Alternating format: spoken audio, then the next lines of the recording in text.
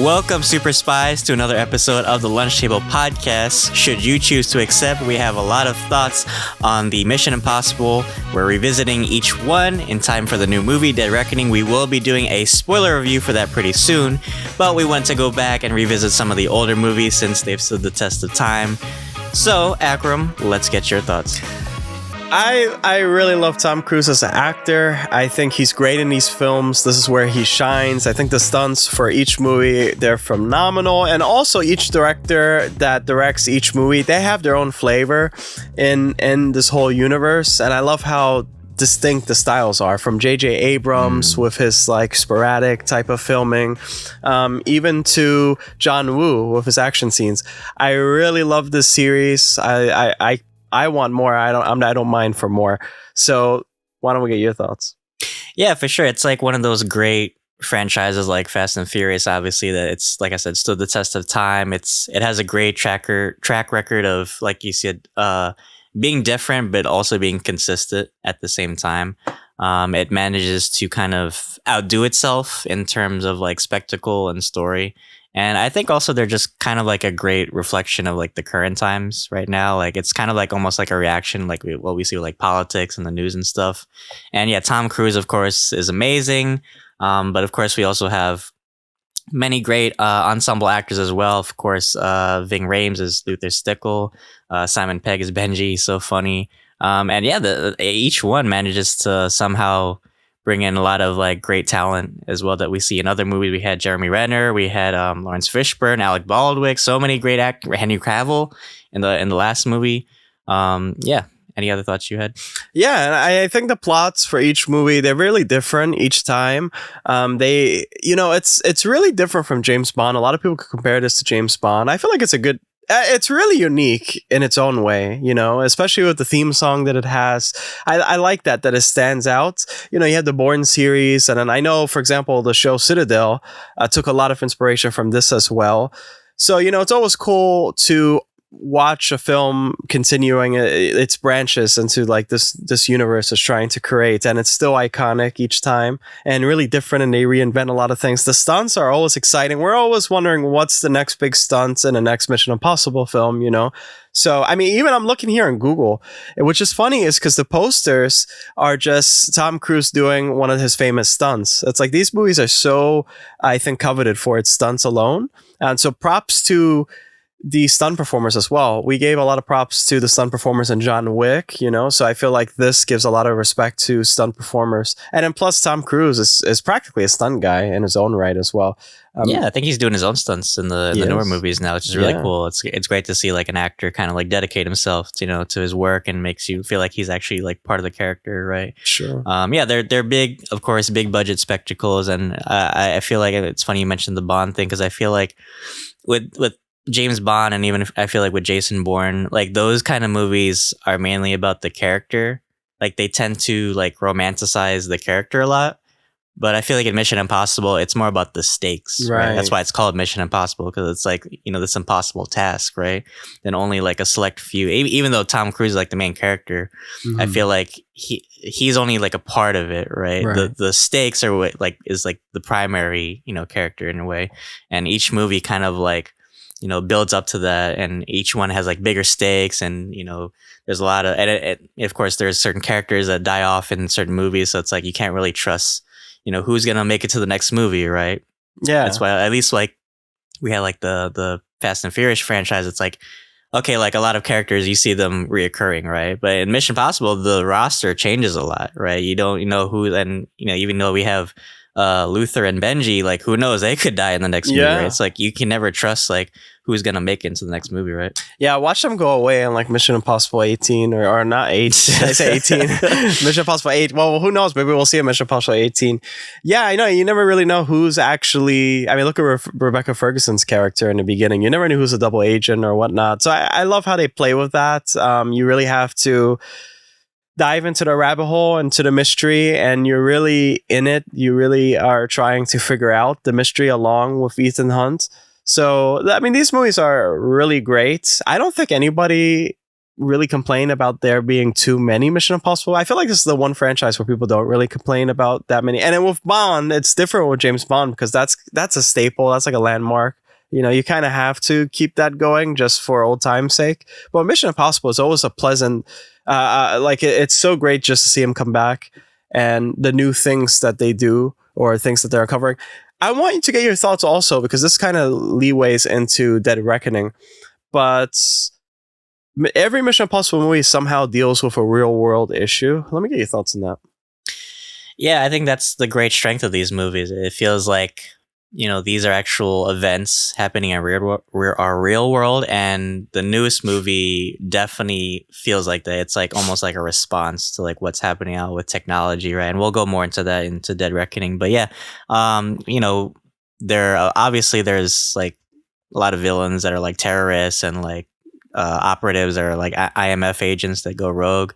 But a lot of them have like, almost kind of realistic motivations, and I think that's what kind of makes them stand. Although, albeit a lot of the villains were kind of generic, I must admit. Only like I feel like Philip Seymour Hoffman was like the best out of the rogues gallery. But yeah, a lot of the stakes, like I said, feel very intense, and it just kind of builds up to the action, and it's a nice way of moving the story along. Like the pacing is really good because they're action movies, of course, but it makes you feel like every time I see them try to defuse a bomb, I'm like so stressed because it feels like they're this close, right, just to going off. And I love that they managed to make it feel like this could be the end, right? This could be the last movie, or something could go wrong, right? Yeah, I really like that they do that because, again, you don't really expect Tom Cruise to go away from this franchise anytime soon. But for some reason, still, you always expect there to be. So I think it's also collateral damage. It's like you're thinking, oh, my God, well, what's going to happen to the city? If this happens, then, his organization is going to go kaput. And they already went through something similar like that in the movies already. So I like this balance in the act, the different stakes and how it can actually apply and how it affects the world as well, while also covering up. I think it's really funny that a lot of things go underneath people's noses and they don't really notice or anything like that. So with that said, let's get your thoughts on so I think the movies really change after a while. So after, I think, Mission Impossible 2, that's when the movies became a little bit more, they went through a period of grittiness, but they also went through a period of sensationalism, like things. I don't know if I'm speaking shit right now. They kind of fluctuate. They kind of fluctuate in tone. Right? Exactly. The first one definitely felt like it was shot in the 90s. I'm not gonna lie. Like, I'm not even just talking about like the tech they use. I'm talking about like just the cinematography, like even the costuming, the hairstyles. Like, it definitely felt like a 90s movie. Right. And it's cool because like when I rewatched it recently, talking for this review, it was cool to see like it's like a evolving franchise, right? Because a lot of movies like have like a similar tone in the first couple, like Harry Potter, for instance. Like I feel like the first three had, or the first two, because sometimes when they have the same director, it feels like the same tone. With Mission Impossible, it feels like each one is like its own style, right? The third one, I must say, was like the grittiest for me. It's definitely the darkest of the franchise, and I love that they took it to that level and made it feels like this could be a cool spy thriller, but at the same time it could feel like a political thriller too.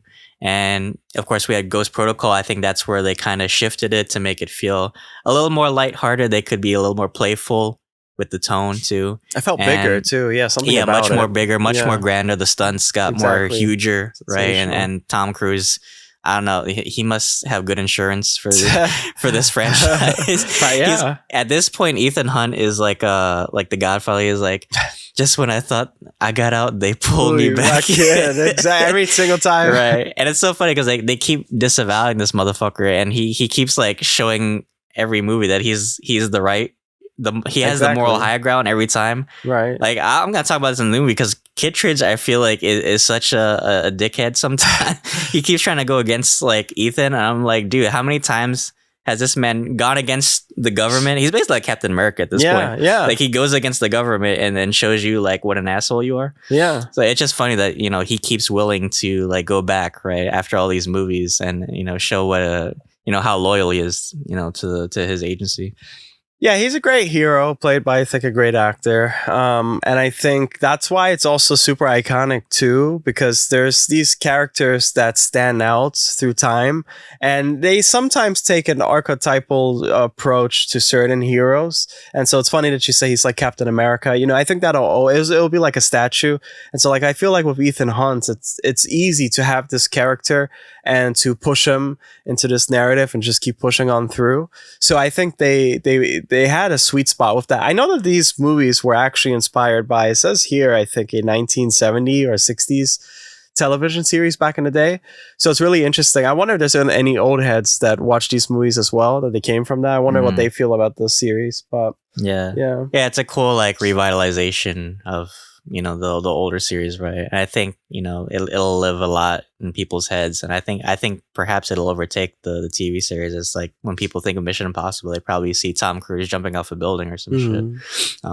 Everything is great about it. It does have like cool homages, of course, like the intro title I always thought was cool. Yeah. Like it's kind of like a fast paced like run through of the movie, right? You get like bits and pieces of it. And of course the score by Danny Elfman is amazing. That score is so iconic. It's up there with Bond, of course. Great movies. Yeah.